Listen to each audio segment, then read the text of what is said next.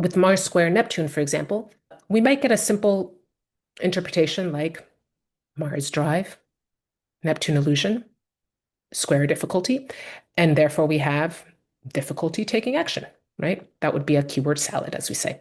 Now, we already talked about how square is a specific type of difficulty, right? It shows planets that are pushing at cross purposes and whose tension manifests more through experiences in the outside world, and that motivates us to do them differently, to have them integrate. But here we also want to think more concretely about what kind of Mars is in tension here. What is Mars doing in the chart? And then what kind of Neptune? What is Neptune doing in this chart? And so let's say that it's Mars in the 11th house in Pisces and Neptune in, in Sagittarius in the 7th.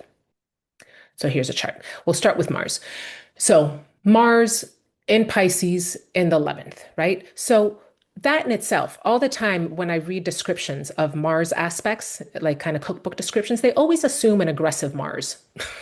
That always seems to be like step one in the problem with a lack of context. I mean, this is why I wanted to use Mars as an example, because I think it's one of the ones that most gets mischaracterized, precisely because one of the places where you really go wrong if you don't identify the context of the Mars.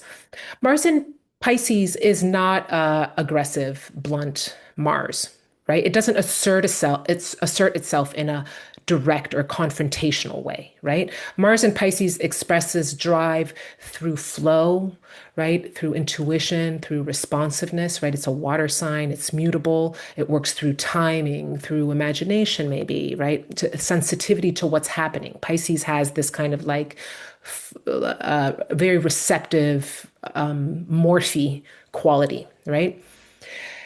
And it's in the 11th house, a collective house, a visible house, right?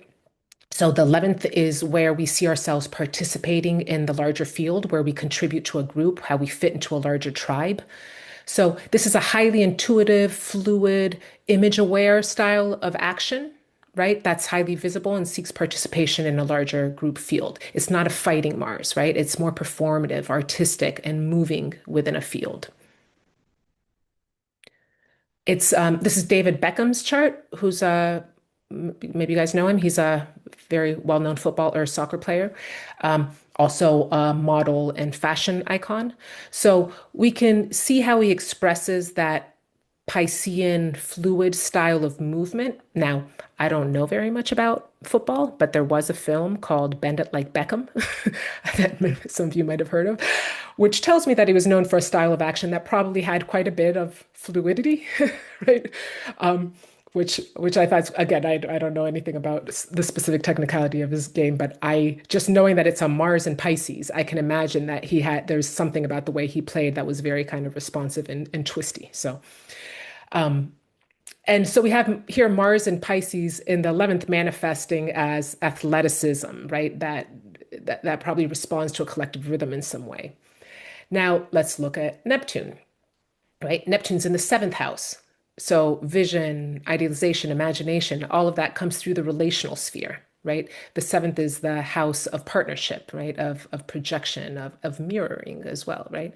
So Neptune here means that projection and idealization operate through relationship, right?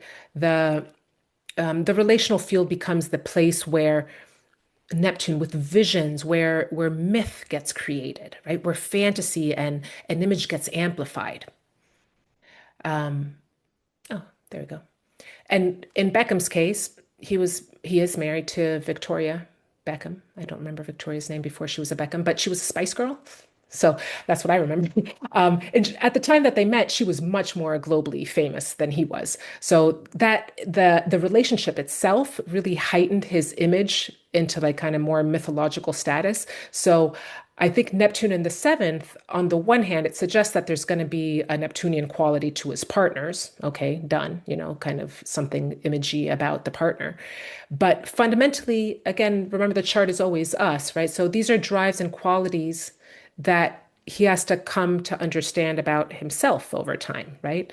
Planets in the 7th house get mirrored back at us. So we'll see those qualities in our partners, but fundamentally, the idea is that we're going to learn those qualities about ourselves, start recognizing them in ourselves. Um, And so I think that Neptune in the seventh, it's really indicating his own more mythological status that he's had to come to accept and see in himself. And I think it speaks to his identity also as a fashion figure, like, again, getting more into artistic stuff in that sense, a style kind of icon. And so he had to come to recognize that about himself. That's why Neptune's in the seventh, I think. Okay, so we have this fluid, boundaryless Pisces style of action up in the collective field, and this Neptune that's fundamental to who he is, but who he comes to discover over the course of time and through relationships. And so if we bring in the square, again, the square, it tells us that these two arenas, Mars in Pisces in the 11th and Neptune in the 7th, they're not automatically integrated, right? They push against each other in some way. And again, squares manifest through lived experience. They show up in the 3D world. And again, they also will show fundamental dynamics that propel us in this world, right? So, what's the tension here? I think that on one side we have this fluid, the kind of more collective Marsy quality, and the other, the glamour, projection, idealization through partnership, right? The image, the myth.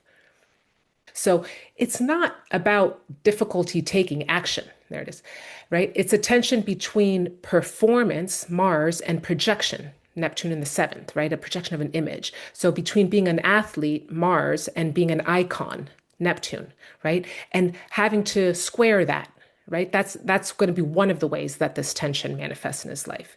It would have created pressure in his world, right? And so if we stop at Mars square Neptune equals confused action, you miss the point entirely, really, about that. I mean, this guy had no problem taking action, obviously. I mean, it's certainly not physical action, Mars action, right? It's not that Mars is weak, right? It's responsive and it's collective, right? It's Piscean and it's in the collective sphere. His physicality, his style of action, it's something that he would channel into disciplined performance.